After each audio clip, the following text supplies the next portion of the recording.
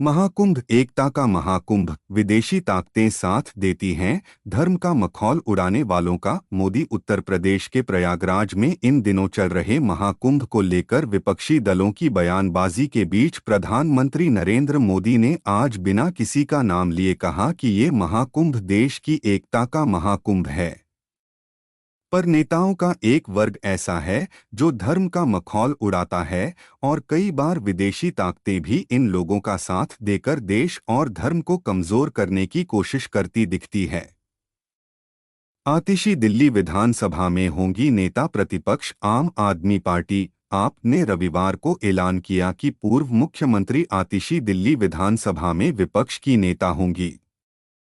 विश्व के आधे से अधिक सनातन धर्मावलंबी लगा चुके हैं महाकुंभ में डुबकी। आदित्यनाथ उत्तर प्रदेश के मुख्यमंत्री योगी आदित्यनाथ ने रविवार को महाकुंभ नगर में पहुंचकर साधु संतों से भेंट करने के बाद कहा कि अब तक विश्व के आधे से अधिक सनातन धर्मावलंबी स्नान कर चुके हैं, जो सनातन संस्कृति की अद्वितीय आस्था और शक्ति को दर्शाता है। आइए सुनते हैं श्री मोदी जी को वे मध्य प्रदेश के छतरपुर जिले स्थित बागेश्वर धाम में बनने जा रहे कैंसर अस्पताल के शिलान्यास समारोह को संबोधित कर रहे थे।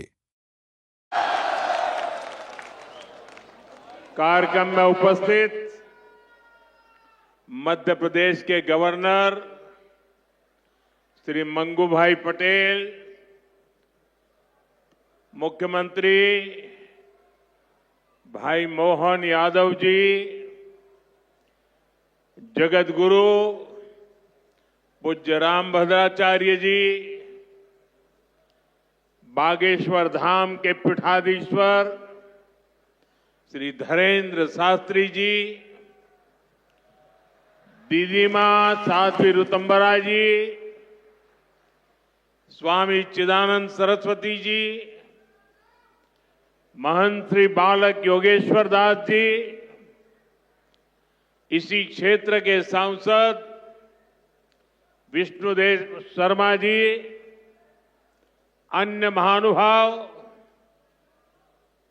और प्यारे भाई और बहनों, बहुत ही कम दिनों में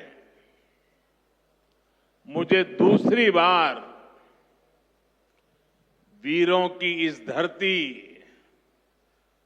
बुंदेलखंड आने का सौभाग्य मिला है। और इस बार तो बालाजी का बुलावा आया है।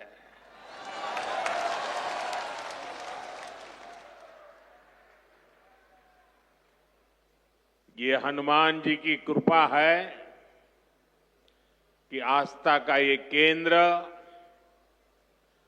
अब आरोग्य का केंद्र भी बनने जा रहा है। अभी मैंने यहां श्री बागेश्वर धाम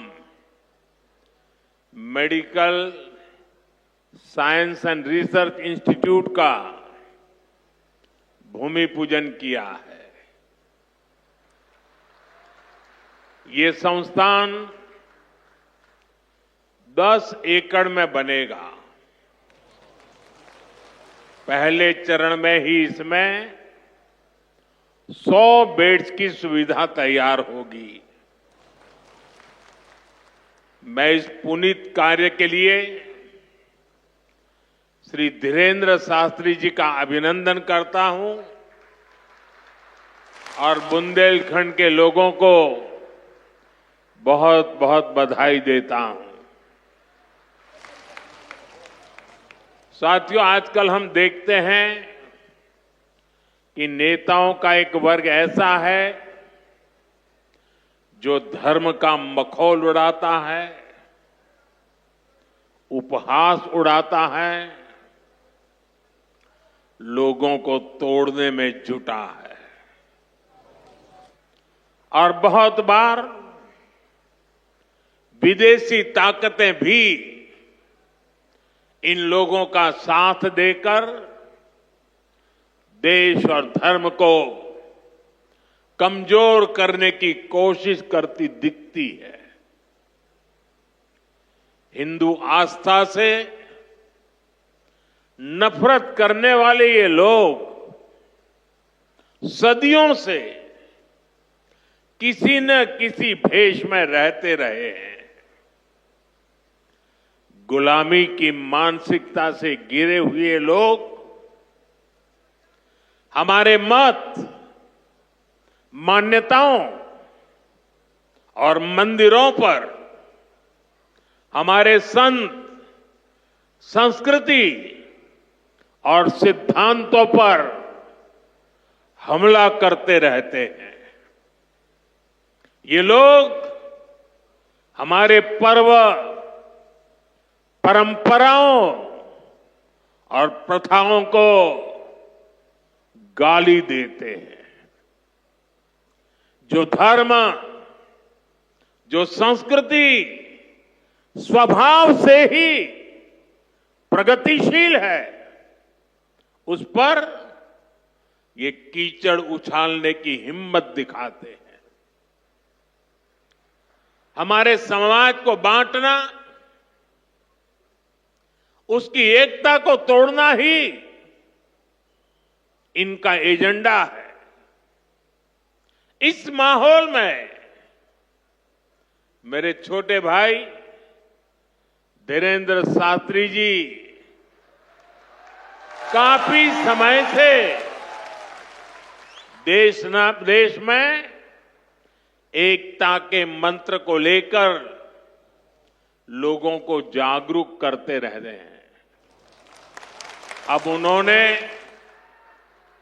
समाज और मानवता के हित में एक और संकल्प लिया है। इस कैंसर संस्थान के निर्माण की ठानी है। यानी अब यहां बागेश्वर धाम में भजन, भोजन और निरोगी जीवन तीनों का आशीर्वाद मिलेगा।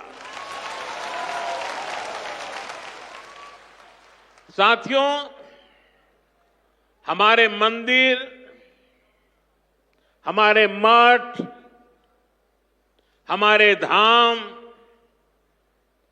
ये एक और पूजन और साधना के केंद्र रहे हैं, तो दूसरी ओर विज्ञान और सामाजिक चिंतन के भी, सामाजिक चेतना के भी केंद्र रहे हैं। हमारे ऋषियों ने ही हमें आयुर्वेद का विज्ञान दिया।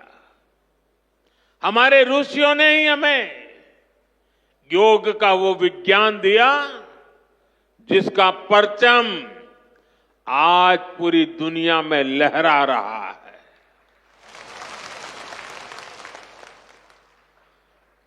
हमारी तो मान्यता ही है,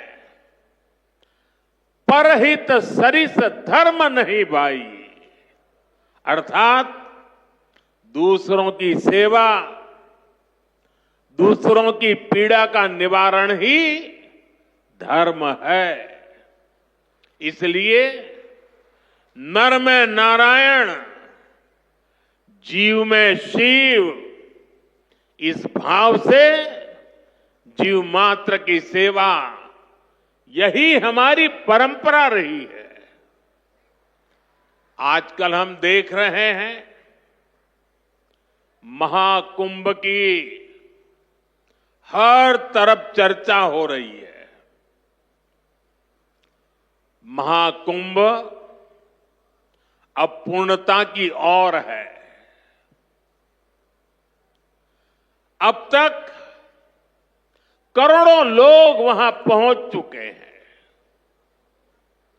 करोड़ों लोगों ने आस्था की डुबकी लगाई है, संतों के दर्शन किए हैं।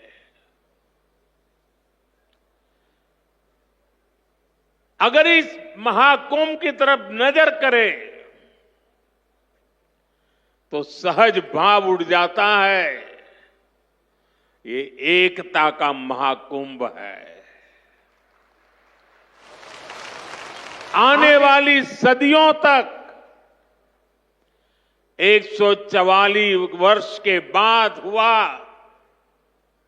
ये महाकुंभ एकता के महाकुंभ के रूप से प्रेरणा देता रहेगा और देश की एकता को मजबूती देने का अमृत परोसता रहेगा। लोग सेवाभाव से लगे हुए जो भी कुंभ में गया है एकता के दर्शन तो किए ही हैं, लेकिन जिन जिन से मेरा मिलना हुआ है दो बातें महाकुंभ में गए हुए हर व्यक्ति के मुंह से हिंदुस्तान के कोने कोने में सुनाई देती है।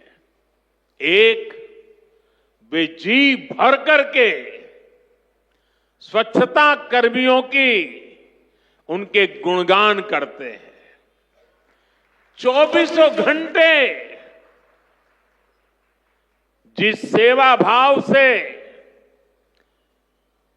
इस एकता के महाकुंभ में स्वच्छता के कार्य को संभाल रहे हैं, मैं आज उन सभी स्वच्छता के साथियों को आदरपूर्वक नमन करता हूं। दूसरी एक विशेषता है जो हमारे देश में बहुत कम सुनने को मिलती है और इस बार मैं देख रहा हूं एकता के इस महाकुंभ से आए हुए हर यात्री कह रहा है कि इस बार एकता के महाकुंभ में पुलिस कर्मियों ने जो काम किया है, एक साधक की तरह, एक सेवाव्रती की तरह पूरी नम्रता के साथ देश के कोटि कोटि जनों को संभालना इस एकता के महाकुंभ में जिन पुलिस कर्मियों ने देश के लोगों का दिल जीत लिया है, वे भी बधाई के पात्र है।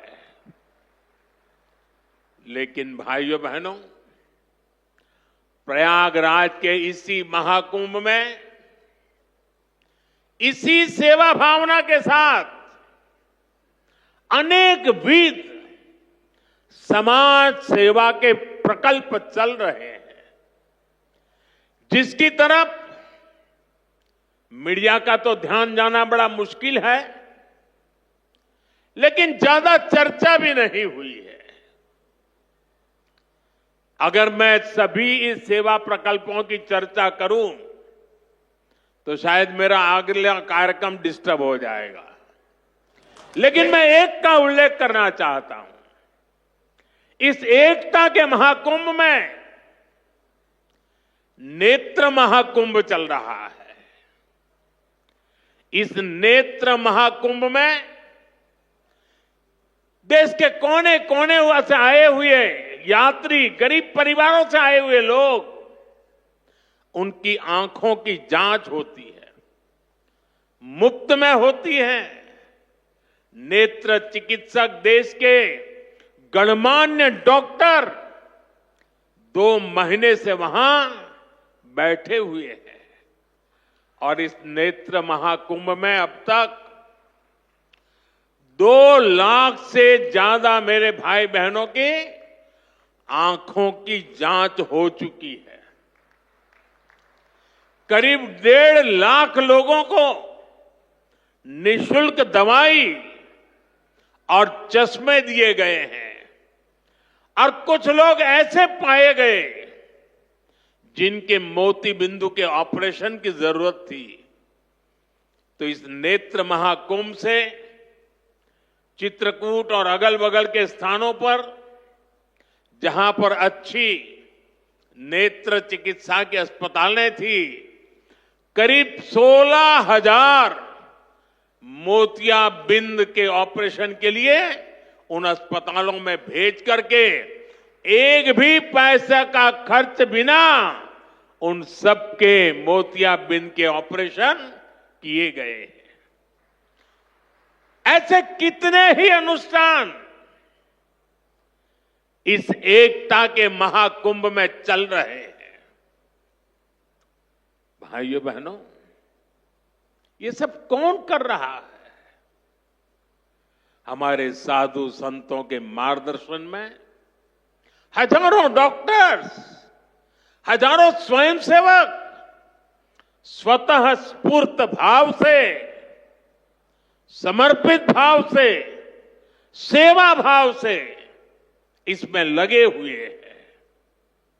जो लोग एकता के इस महाकुंभ में जा रहे हैं, वो इन प्रयासों की सराहना कर रहे हैं। भाइयों बहनों, ऐसे ही भारत में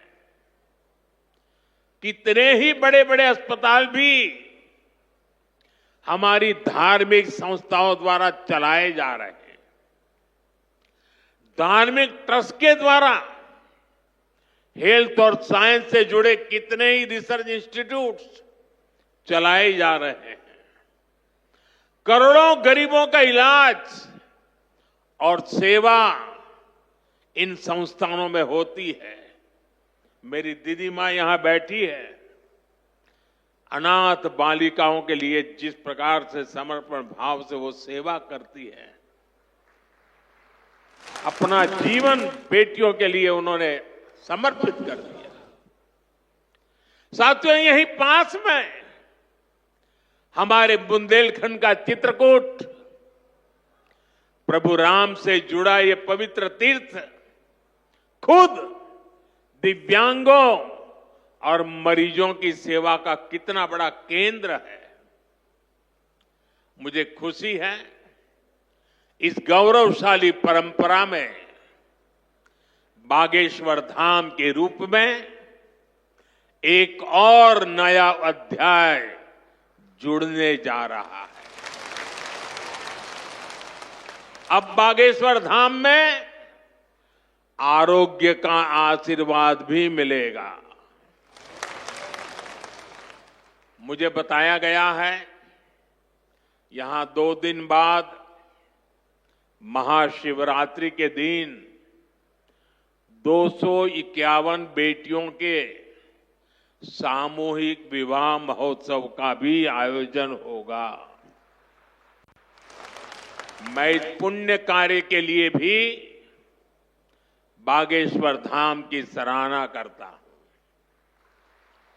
मैं सभी नवविवाहिता दंपतियों को, मेरी बेटियों को सुंदर और सुखी जीवन के लिए अग्रिम बधाई देता हूं, हृदय से आशीर्वाद देता हूं।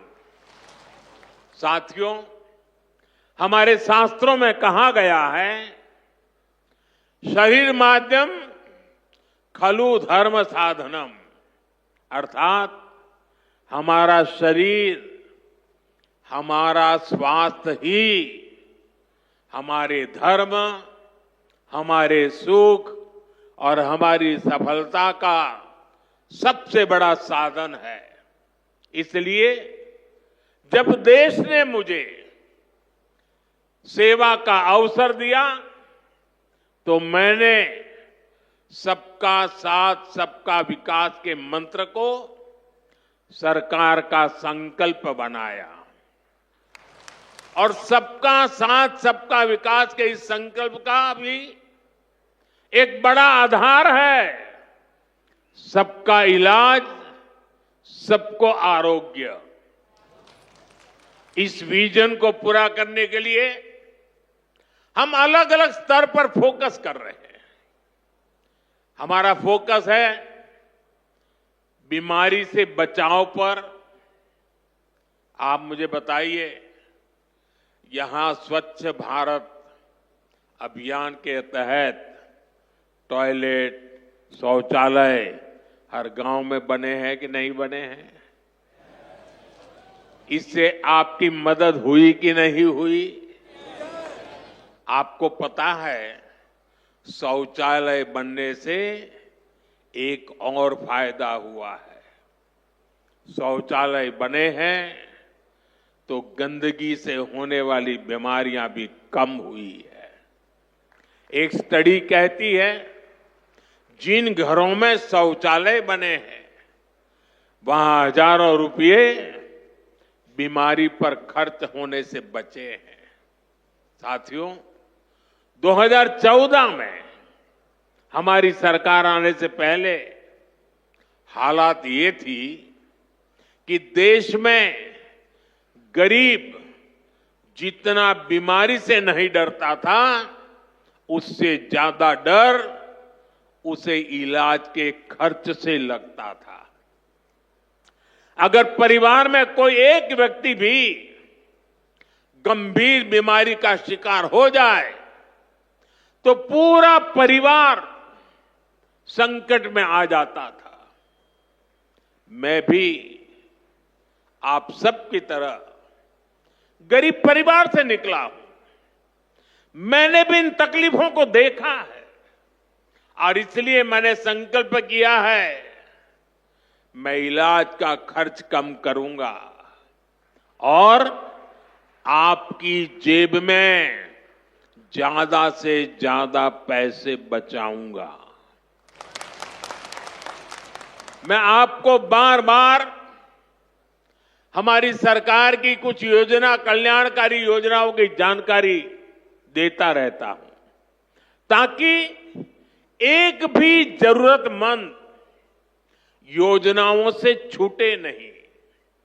इसलिए मैं कई जरूरी बातें आज फिर यहां दोहरा रहा हूं और मैं आशा करता हूं आप इसे याद भी रखेंगे और अपने परिचितों को जरा बताएंगे भी।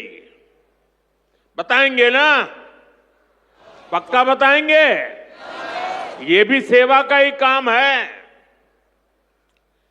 इलाज के खर्च का बोझ कम होना चाहिए कि नहीं होना चाहिए? इसलिए मैंने हर गरीब के मुफ्त इलाज की व्यवस्था कर दी है। 5 लाख तक का इलाज बिना किसी खर्च के। किसी बेटे को अपने मां बाप के इलाज के लिए 5 लाख रुपए तक खर्च नहीं करना पड़ेगा। ये दिल्ली में आपका जो बेटा बैठा है ना, वो काम वो करेगा। लेकिन इसके लिए आपको आयुष्मान कार्ड बनवाना है। मुझे आशा है कि यहां बहुत सारे लोग होंगे जिनका आयुष्मान कार्ड जरूर बना होगा। जिनका नहीं बना है वो भी जल्दी से बनवा ले। और मैं मुख्यमंत्री जी को भी कहूंगा कि इस काम को, इस क्षेत्र में अगर कोई छूट गए हो तो तेजी से इसको आगे बढ़ाया जाए। साथियों, एक और बात आज आपको याद रखनी है। अब गरीब, अमीर, मध्यम वर्ग, कोई भी परिवार हो, परिवार में 70 साल से अधिक उम्र के सभी बुजुर्गों के लिए भी मुफ्त इलाज के लिए आयुष्मान कार्ड बन रहे हैं।